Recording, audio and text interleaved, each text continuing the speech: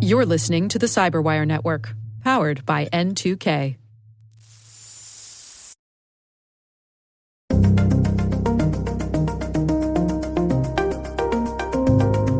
Now we're starting to see attackers move into other areas. So not just SMS, but actually very much more recently, we've started to see the rise in IM phishing. Hello, everyone, and welcome to the CyberWire's Hacking Humans podcast, where each week we look behind the social engineering scams, the phishing schemes, and criminal exploits that are making headlines and taking a heavy toll on organizations around the world. I'm Dave Bittner, and joining me is Joe Kerrigan from the Johns Hopkins University Information Security Institute. Hello, Joe. Hi, Dave. We've got some good stories to share this week, and later in the show, my conversation with Adam Bateman. He is co-founder and CEO at Push Security. We're talking about phishing.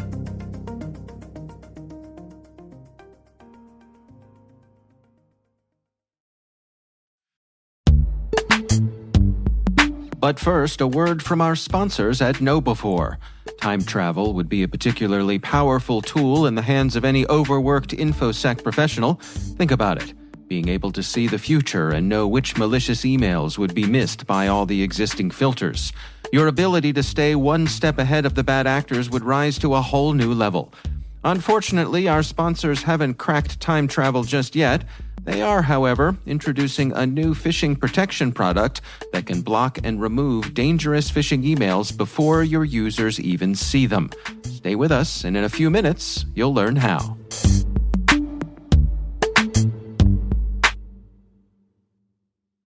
All right, Joe, before we get to our stories, we have some follow-up here. Yeah, Michael has written in with some comments about my whining about the terminology in this field.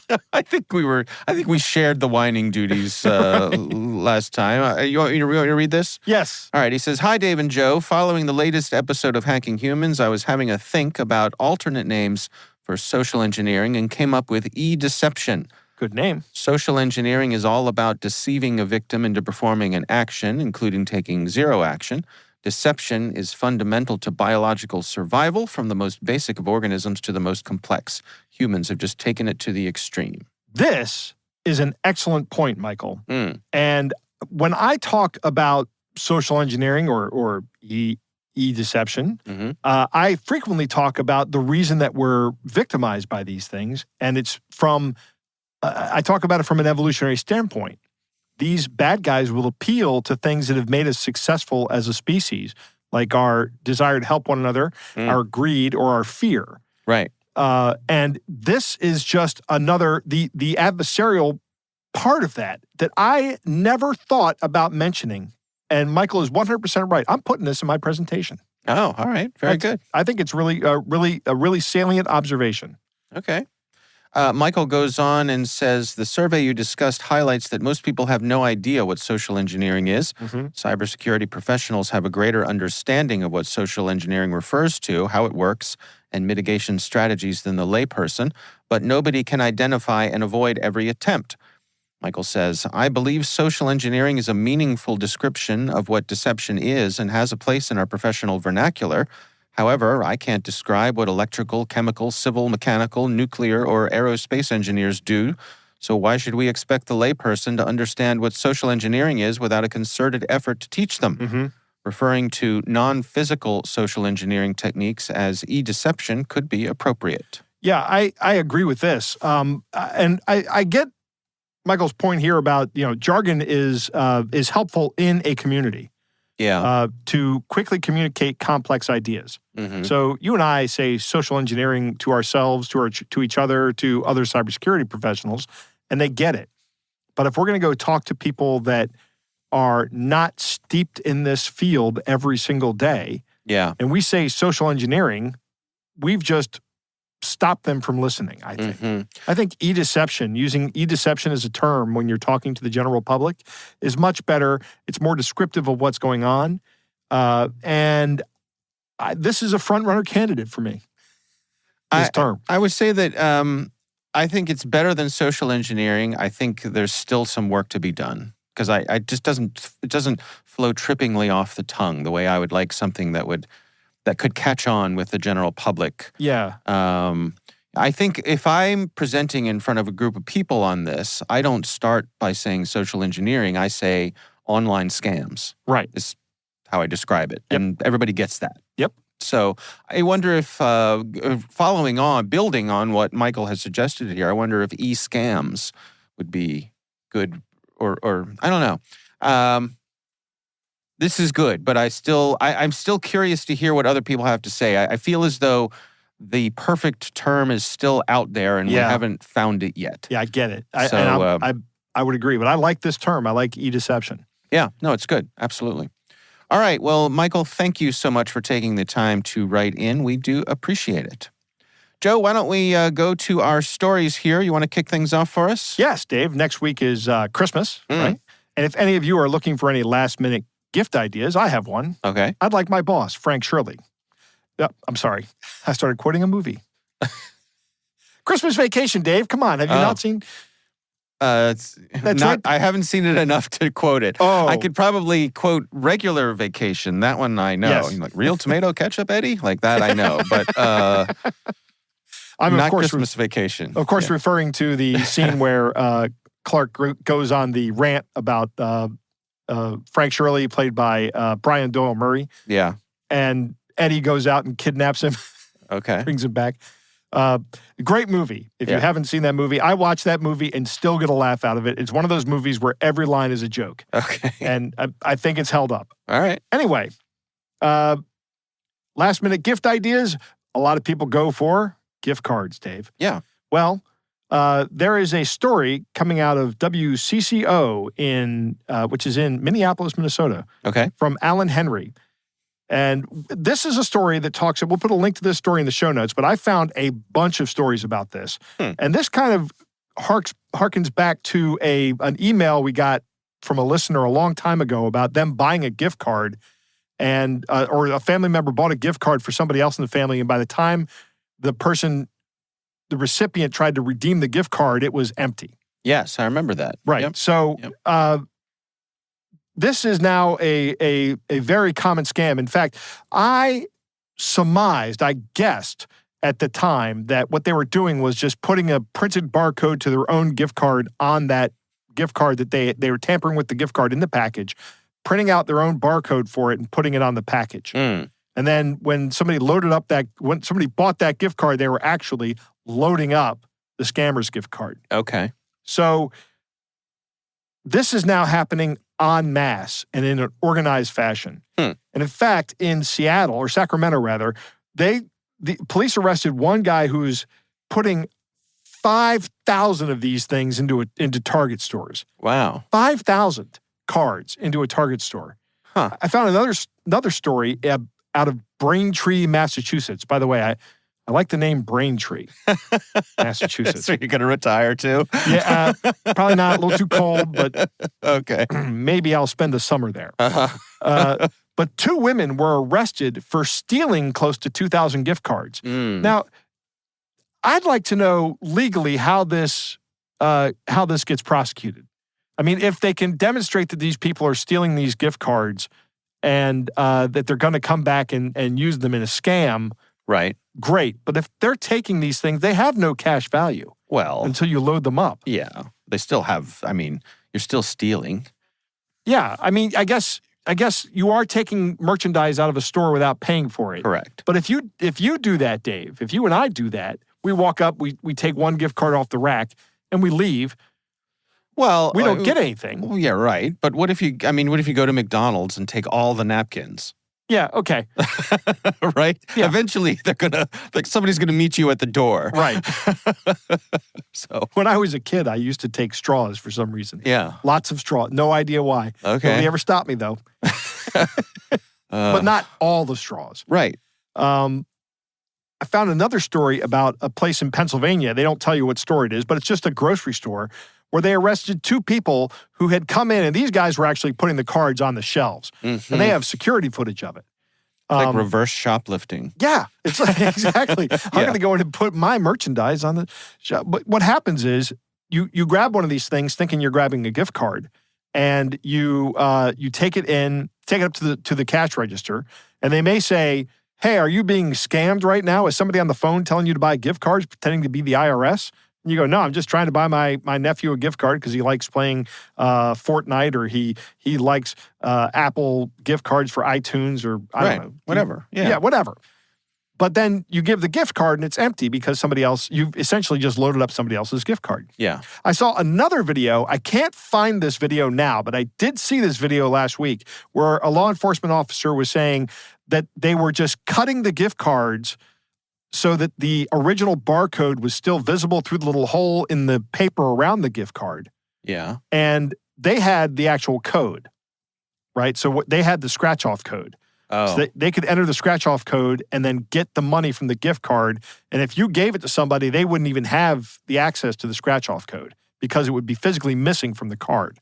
Oh, okay. That's interesting. So they're doing this one of two ways. They're either printing out their own barcode and putting it on the cards, or they're going in, they're taking the cards, they're scratching off the little like lottery ticket stuff, the scratch off stuff on the back. That silver scratch off stuff. Yeah, everybody knows what that is, right? Yeah. And then they're just entering the codes into their own systems or whatever, and then they're putting the cards back on the shelf repackaged. Mm-hmm. So be on the lookout for that this year. As the holidays come close and you need immediate gifts, I'm going to give you some old man Joe advice here. I think gift cards are just the modern case of the gift certificate. Yeah, I think they're exactly that. That's exactly what they are. Yeah, I think it was on this Seinfeld. Jerry Seinfeld and George Costanza are talking, and they're arguing about should they get a gift card for somebody, and Jerry says no, and George says it shows thought, and Jerry says it shows defective thought, because now you've essentially spent money and you're forcing this person to go shop at this other store. Yeah. So that's kind of how I feel about it. But I want to talk. Actually, there was a quote in here from Target in the first article that I talked about. We are aware of the prevalence of gift card scams and take them very seriously. Mm-hmm. We have signs in our stores and share general safety tips with our team members so they can stay alert and help guests as best they can at our registers. Our centralized cyber fraud team helps educate our team members about common scams and encourages them to look for guests purchasing high dollar amounts or large quantities of gift cards or tampering with cards in stores. So basically, Target is really focusing on the person getting scammed as a gift card purchase. Yeah. They're not really focusing on what the problem is here. They're saying, okay, be on the lookout for someone tampering with cards. But I think that scams like this make the purchase of these gift cards much more risky. And I think that retailers really don't care about this. I don't know. I mean, I wonder if it might reach a point where the retailers feel as though having that big rack full of gift cards is no longer worth the effort for them because of the negative association that people will have with the store that it came from if something goes bad. Right. One of the things that the law enforcement people said was go up to the counter and get a gift card from behind the counter if they have them there, which I think is a good idea. I have yet to see gift cards behind a counter. I don't know that I've seen it. Yeah, I mean, the other thing I would say is buy the gift card online, right? Right, and you can either do that. Email it to them or print it out and put it if you're going to give someone a card or something like that, because then that takes away the possibility of the scammer to lay hands on the gift certificate. On the product, right? Yeah, that's a great idea, Dave. Yeah, I did have a funny intrusive thought on this one. Okay. So imagine that you're an IRS scammer, right? Yes. And you've got somebody on the phone and you say, I need you to go to the store and buy a bunch of iTunes gift cards. So they go to the store, they spend $200 on iTunes gift cards, only to have another scammer get the $200 because they pulled one of these scams where they changed the code. Right.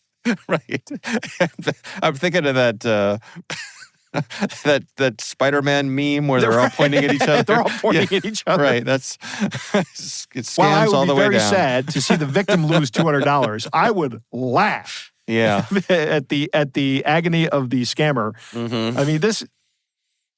I hope nobody loses money. I know people are going to lose money, but I think it's just funny that if somebody loses money, they they lose it to the person that's not scamming them. There is a certain, I don't know, cold comfort I get in that. Yeah. I'll also add that a lot of people, I think, especially lately, and I can see it with gift cards being associated with these scams more and more in people's minds, that people are talking about gift cards as being, lazy and less thoughtful than cash and that sort of thing. And I see where people are coming from with that, but I don't know that I agree with it because, for example, let's say you have a niece or nephew who is an avid reader. Right. Right. And so you want to support their reading. So if you buy them a gift card to their local bookstore or even Amazon, remember when Amazon was a bookstore? I do.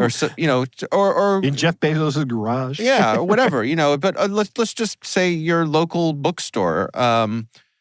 What you're saying to them is that I recognize that you're an avid reader, and so I want to buy you a book, but I don't know what you want to read. Right. So you go choose a book, because for an avid reader, part of the fun is going to choose a new book. Yeah, I do. That is one of the things, since I started with my Kindle, right, I have read a lot more fiction than I ever have, and I've enjoyed it. Okay. Kindle makes reading the fiction very easy, especially with the way I read it, because I read it at night in bed while falling asleep.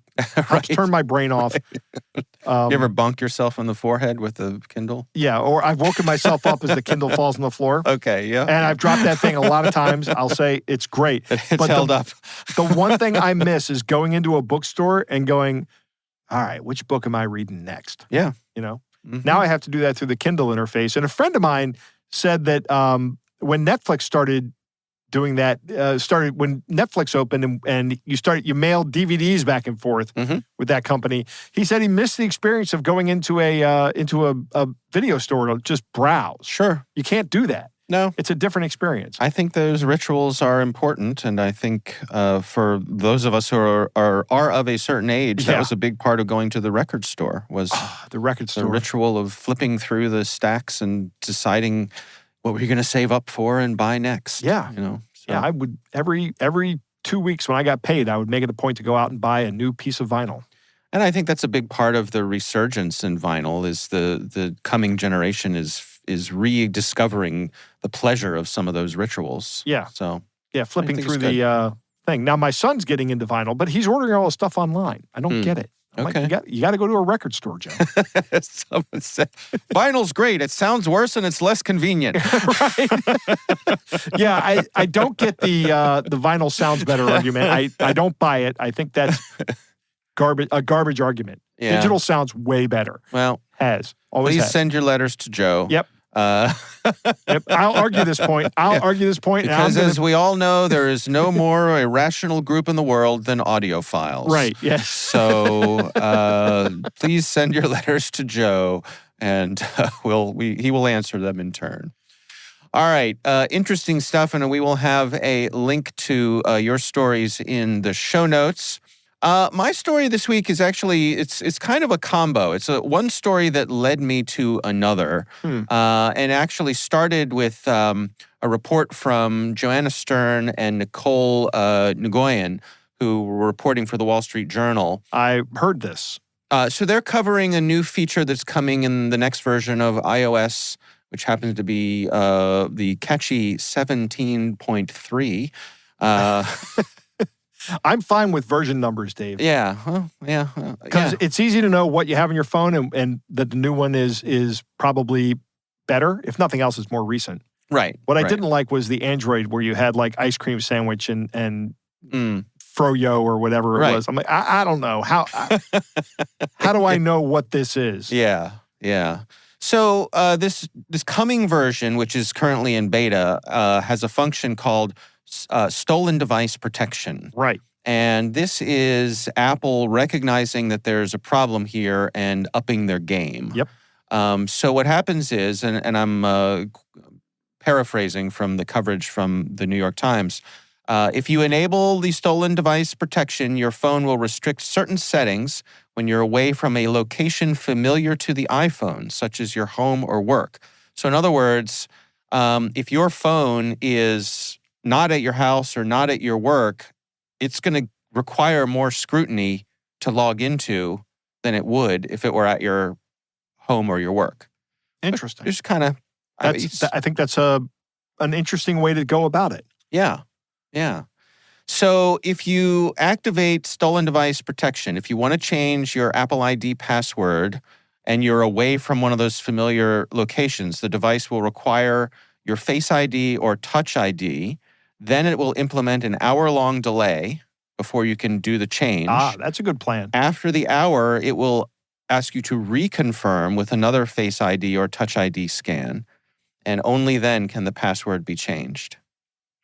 So this is to cut down on, people who would steal your phone, drive by, snatch and grab kind of things. What they would do is wait for you to unlock it and then snatch it. Right. And then once they had it opened, they would go in and lock you out of your account and everything. Exactly. And it wasn't just the phone they were taking from you.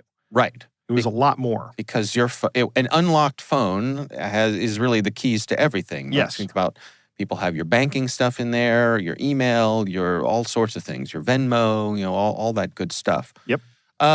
So I think while that's interesting, and I think that is a good thing, and it's interesting to see that we're heading in this direction out of necessity, right? Because it is a constant cat and mouse game. I originally learned about this from coverage from the Daring Fireball website, which is John Gruber's website. Mostly focuses on news about Apple and Macintosh stuff. Mm-hmm. And he described a scam here that I thought was worth sharing with our listeners.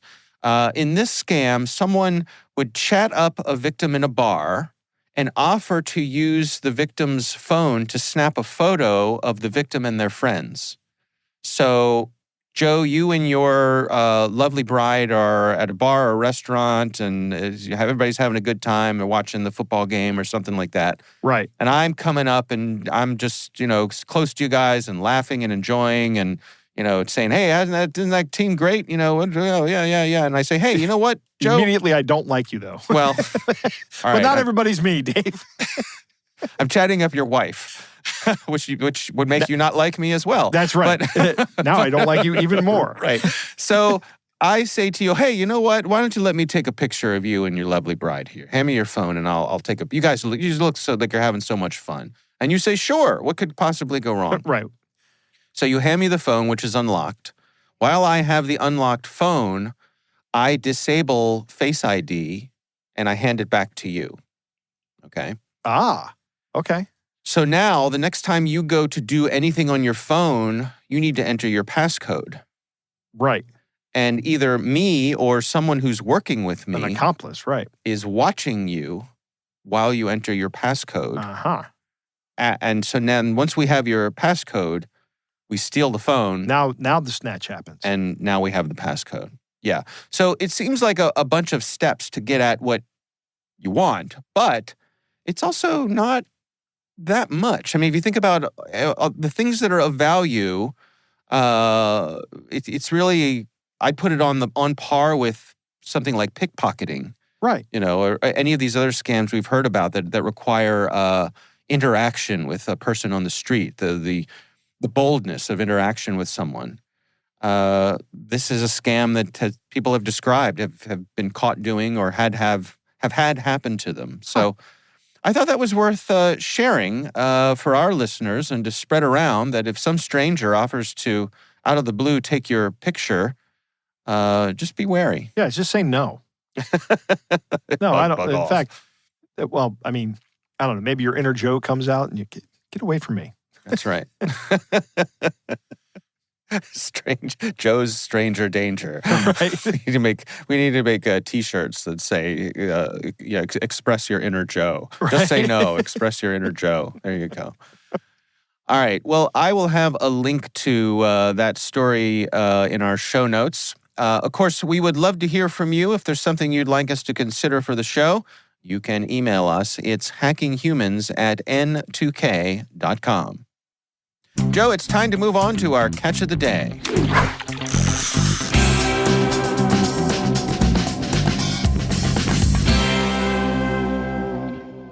Dave, our catch of the day comes from Van, who sent us an audio catch of the day. We haven't had one of these in a while. Hi there. This is to inform you that Spectrum has applied a 50% discount on your monthly bill. To keep this offer active, please call back at 866-831-0892 from 8 a.m. to 5 p.m. Pacific Standard Time. Thank you and have a great day. Yeah. Interesting. You know what? One of the things that strikes me about this message is that it's for Spectrum, which is not like a top-tier communications company. You know, they sell, I know they do a lot of rural stuff. Okay. Also, I think they're owned by Charter Communications. Okay, so they're no Comcast. Well, they're no Verizon. They're no AT&T. Right, exactly. They're not one of the big names you think of first. But, you know, when you go out to like Western Maryland, Spectrum's all you have. Right? I see. Mm-hmm. So these guys are targeting a smaller group of people. And I don't know if by choosing a carrier that is mainly rural, they're hoping for a less sophisticated group of people. I don't know if that's the case.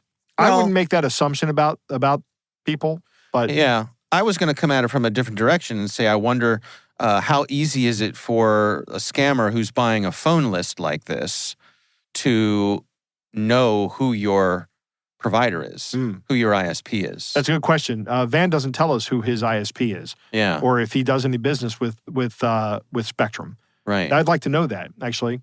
Mm-hmm. I should have sent him an email back about it, but too late now.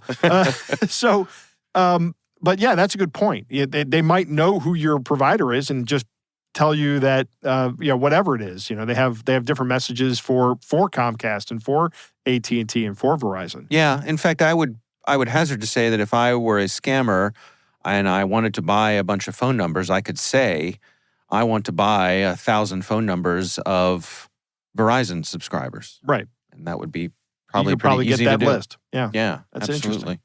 And so what are they hitting on here, Joe? It is, I don't know what the scam is. This is just the lure with the hook is, the hook is in the call. So you call that number and the scam begins. And it's greed. Right. Ooh, I'm getting 50% off my telecommunications service. I don't know. Spectrum offers a lot of telecommunication services. I looked this up today and saw what they do. They do a lot. Okay. So it could be high-speed internet, it could be TV, it could be cell phone service, it could be anything. Yeah, which is interesting in itself because just saying Spectrum is vague enough. Right. That, it's not. They're not saying Spectrum Wireless, Spectrum TV, Spectrum Internet Service. Right. Interesting. Yeah. All right. It's a pretty good lure. I'll say that. It does sound exactly like you would expect to get a call from that, but nobody's ever going to call you and say, "Hey, we reduced your bill by 50%." Especially not a cable company, right? Especially not a cable company. Yeah, it's worth noting too that there aren't some of the red flags that we look for. Like it is well written. The English sounds like a native speaker. Right. So some of the things that would make someone wary, they aren't there.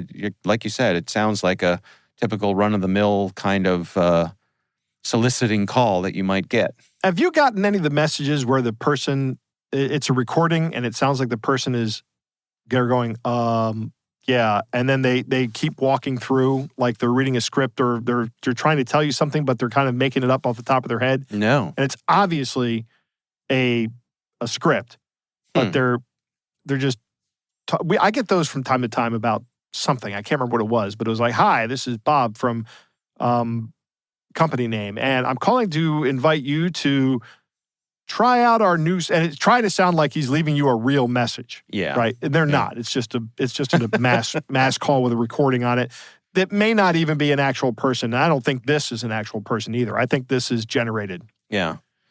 Through a combination of tools and so on and so forth, it takes a lot of effort to actually get my phone to ring. Right. So, and let alone to get me to answer it. Yeah. So if you are not already in my address book, chances are I will never know that you even tried. So. Yeah. I will tell you this: I'm a big fan of the Google call screening service. It is pretty awesome. Yeah. I mean, when I get a suspicious call, I screen call. 90% of the time, they just hang up. Yeah. Which is great. Perfect. All right. Well, again, our thanks to Van for sending us this catch of the day. Again, we would love to hear from you. If there's something you'd like us to consider for the show, email us at hackinghumans@n2k.com.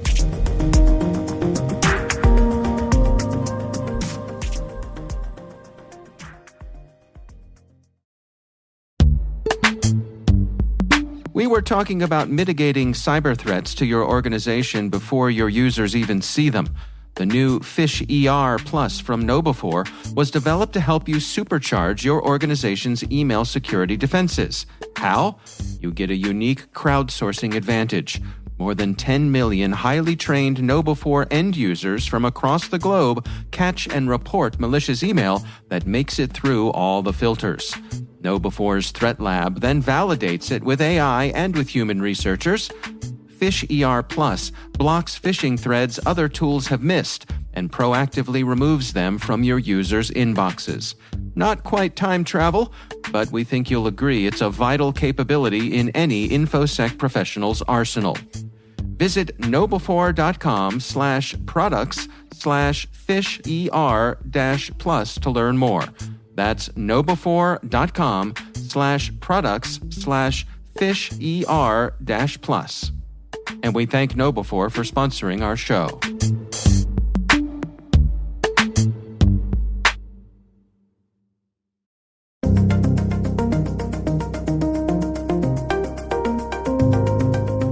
Joe, I recently had the pleasure of speaking with Adam Bateman. He is co-founder and CEO at Push Security, and our conversation centers on phishing. Here's my conversation with Adam Bateman.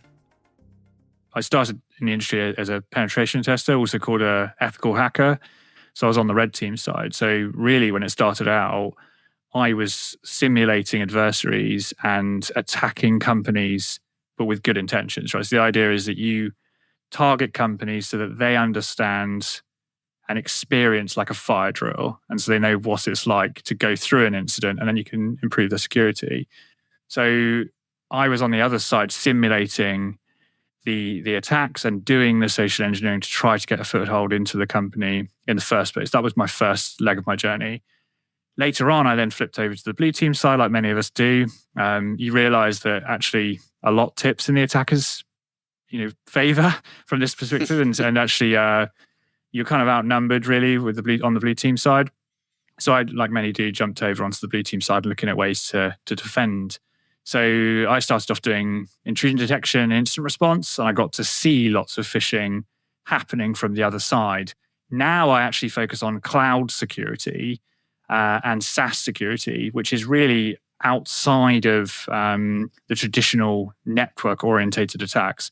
But in that world, phishing is entering a very interesting new era, and it's evolving quite a lot. So now I'm starting to think about, how does this look going forwards? And there's a lot of very interesting insights there. Well, let's start out with sort of level setting for ourselves. I mean, when it comes to phishing and people coming after folks, where do we stand? What's the state of things? I mean, phishing has been one of the biggest problems in the industry for as long as I can remember. Like people say, humans are the weakest link. Your inbox is something you want to trust, right? It's a main place that you do work every day. And you can't be in a position where you're terrified to click a link all the time. And as a result of that, people innately want to trust people. And therefore, you get through, that's the reason it gets through the defenses. So I think email phishing has always been the number one thing. And it was always about, can you deliver an email that looks legitimate enough to trick someone into clicking a link that then performs some kind of action in some kind of way? I'd say recently it's a cat and mouse game. It keeps developing all the time, but email defenses have improved. They've got better and better. It's got harder and harder to do email phishing because things like, for example, just simple things like domain categorization. If you send an email from a particular location, it needs to come from a domain. And when you ask someone to click on a link, it needs to go to a particular domain. If that domain has a bad reputation, it's new, hasn't been sitting around the internet with a legitimate website on it for some time, it looks incredibly suspicious. Just simple controls like that have made it trickier for attackers to go in this way. And there's with advances of AI and other things, the defenses have got a lot better as well. And that's really started to make people push into other methods, which is why we saw SMS phishing. And then most recently, I'd say quishing, as it's interestingly named, which is effectively where you do the same thing. You're delivering a payload to a victim, getting them to click on a link, but rather than it being an actual link that could get caught by the defenses, it's a QR code. And people, see a QR code and feel curious to scan it. And so they do, and it then redirects them off to a particular location, and it goes that way. And we're seeing this happen much more recently because it evades a lot of those defenses. Once someone falls for the phish and either clicks the link or scans in the QR code, are we seeing evolution on the other side of that, of what happens next? Yeah, I mean, when people think about classic phishing, it's always really about entering sensitive information somewhere, whether it's credit card details, most commonly your credentials, so your username and password of some kind. We then saw an evolution of that, which was called spear phishing many years ago, which was all these different names around phishing. I don't know who comes up with them, but there they are. But spear phishing is basically, rather than trying to steal some information, you're trying to deliver a payload, so a malicious attachment of some kind to make that happen. But I'd say the biggest concern, or at least the area that we focus on a lot, is around credential or password phishing. And so what you're really doing is trying to trick somebody to enter those details into a fake website of some kind. The most modern equivalent of that have been trying to phish people's SSO credentials. So SSO being single sign-on, which basically is your single identity provider. So lots of people use Microsoft, other people use Google Workspace, other people will use a third-party SSO provider or IDP like Okta, Jump Cloud. There's numerous of these.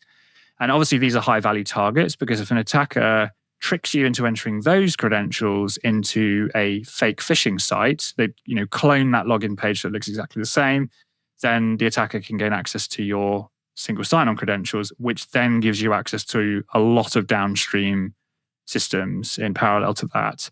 And so securing the SSO is very, very important defense against phishing. Where do we stand when it comes to multi-factor authentication? Is that holding strong? Yeah, I mean, again, multi-factor authentication has been a control which, as long as I can remember, has been something we've been trying to battle with in the industry. It's very, very important, very, very important to do. That's been a cat and mouse game. It started off, if you think to begin with, you don't have any multi-factor, someone phishes your credentials, they just log in, and that's it. And so having a multi-factor authentication in play would mean that then, let's say the most basic version, a code is sent to your SMS, which you enter into the website. That means that the attacker might have your credentials, but they don't have access to that code.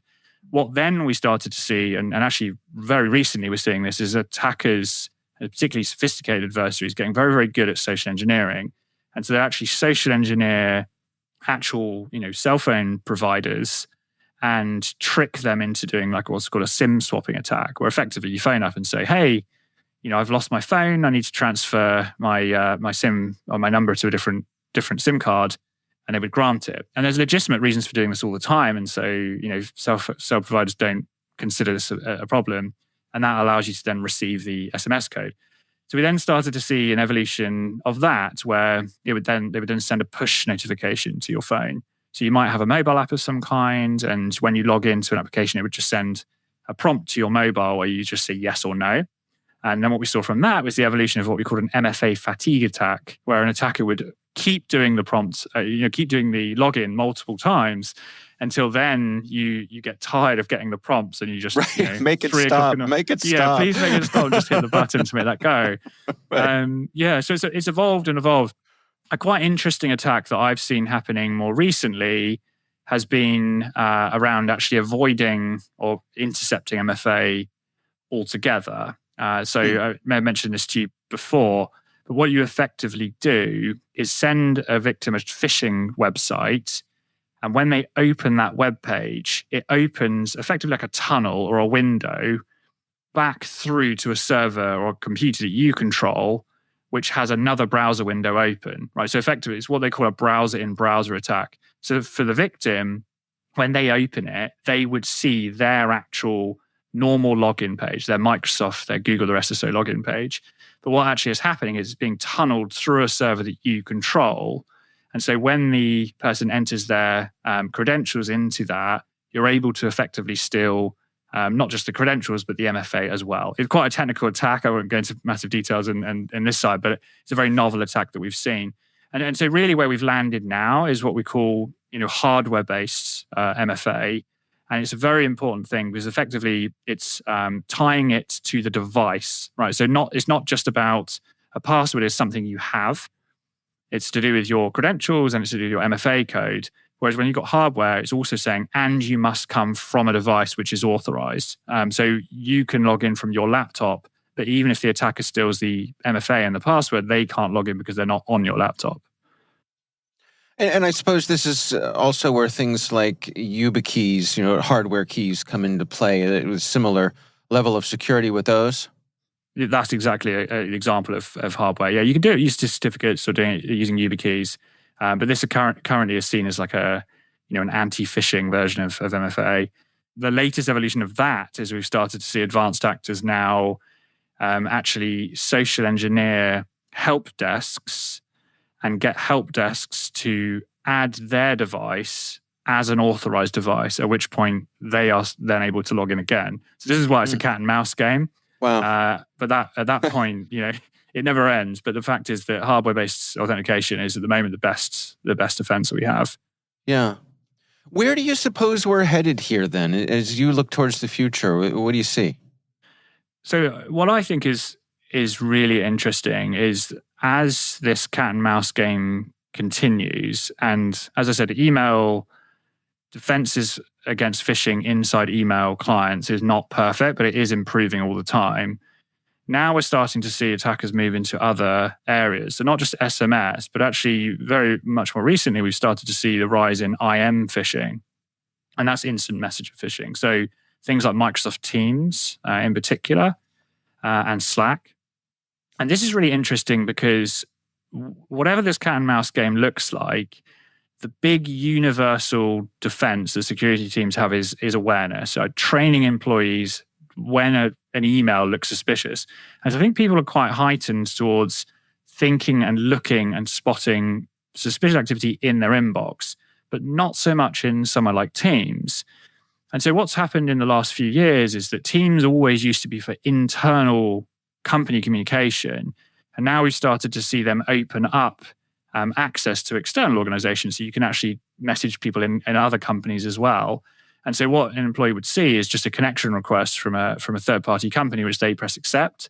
And then they are able to actually direct message with those individuals. And when they do that, you can then deliver payloads in that way. We've actually seen in the wild attacks of that happening in Teams. We recently wrote a blog post about how that could happen in Slack as well, with some quite novel techniques to sort of hide your identity. And the problem with these IM platforms is that there's no really enforcement. You sign in, you create an account, you set a profile picture, you set a name. There's nothing to stop you from changing that name. So in the example in our blog post, we showed how you could just be Mark Zuckerberg and you just change the profile and you start messaging people inside the company.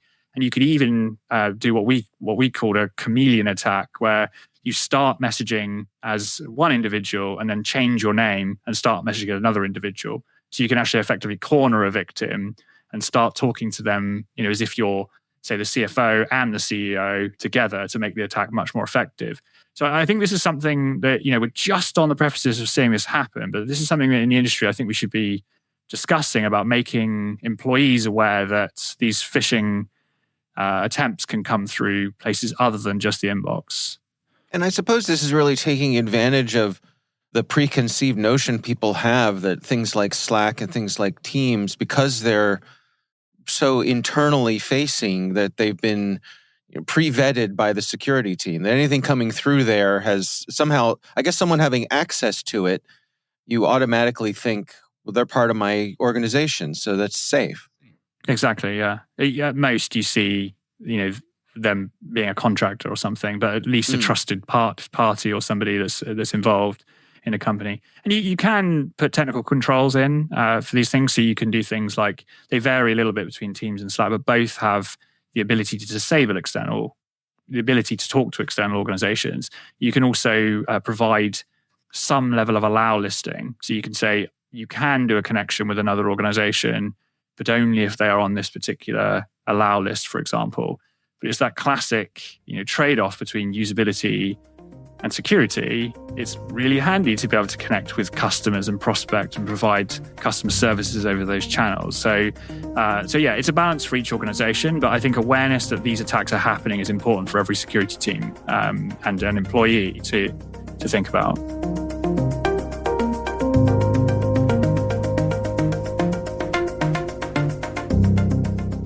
Joe, what do you think?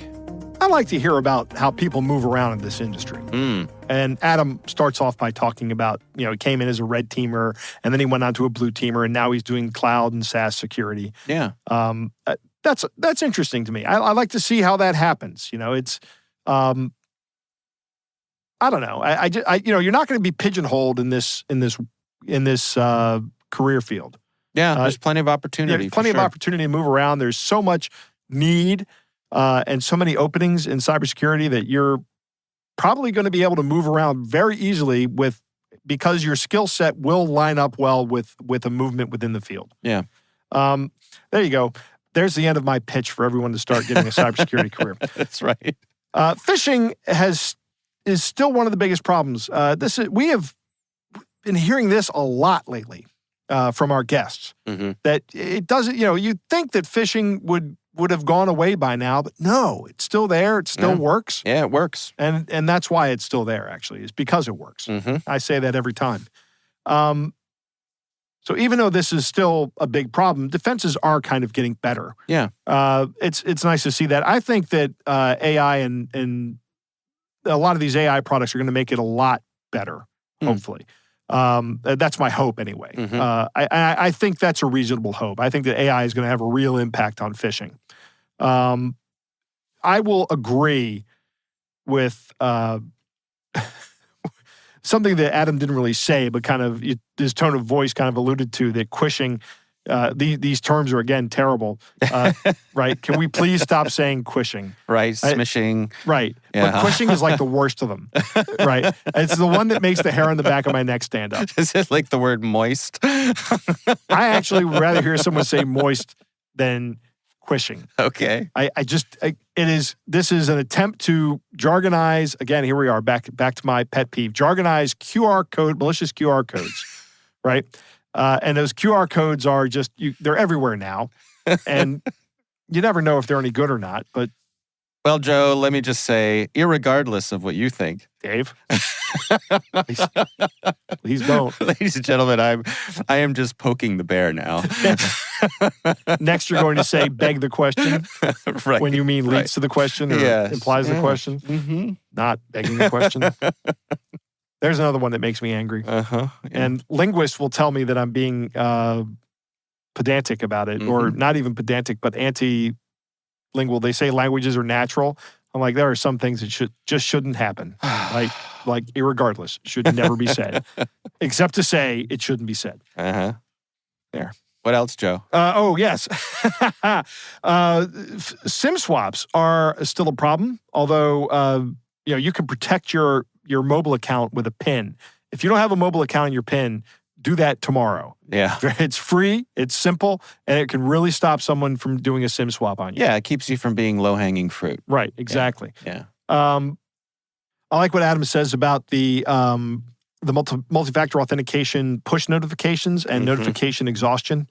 If you start getting a bunch of multi-factor push notifications from one of your apps, like Microsoft Authenticator will do this for authenticating to your Microsoft 365 account.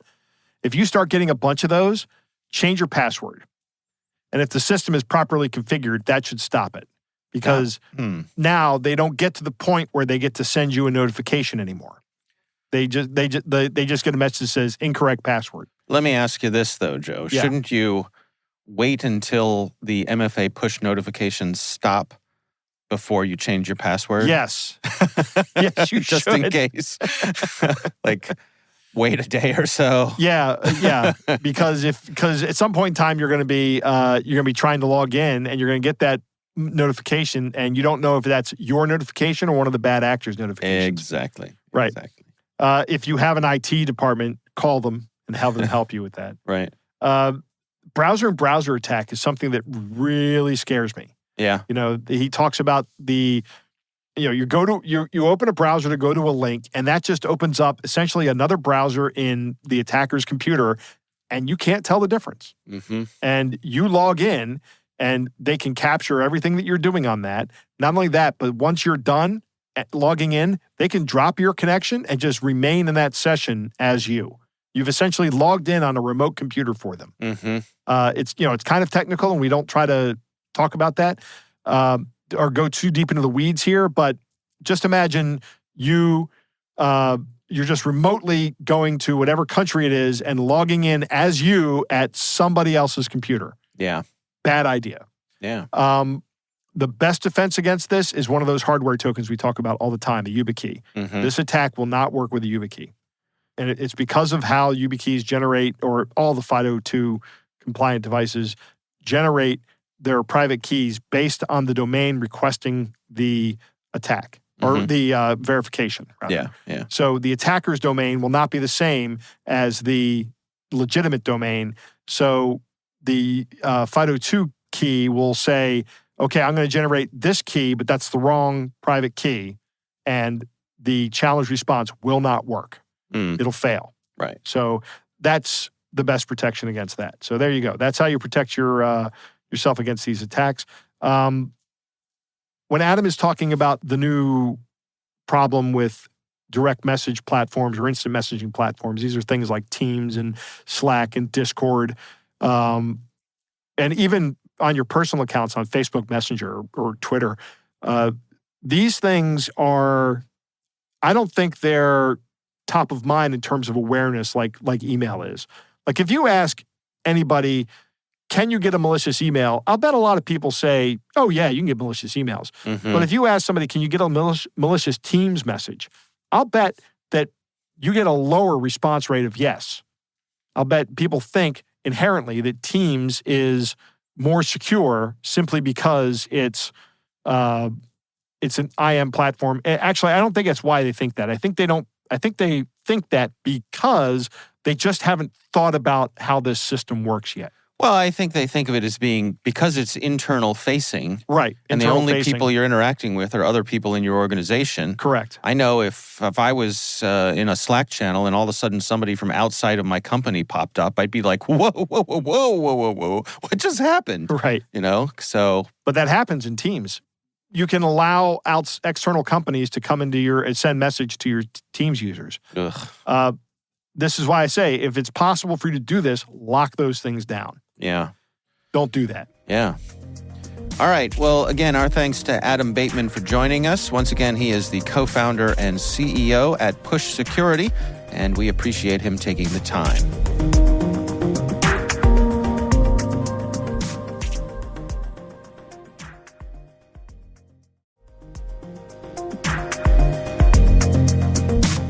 That is our show. We want to thank all of you for listening. Our thanks to the Johns Hopkins University Information Security Institute for their participation. You can learn more at isi.jhu.edu. N2K Strategic Workforce Intelligence optimizes the value of your biggest investment, your people. We make you smarter about your team while making your team smarter. Learn more at n2k.com. Our executive producer is Jennifer Iben. The show is edited by Trey Hester.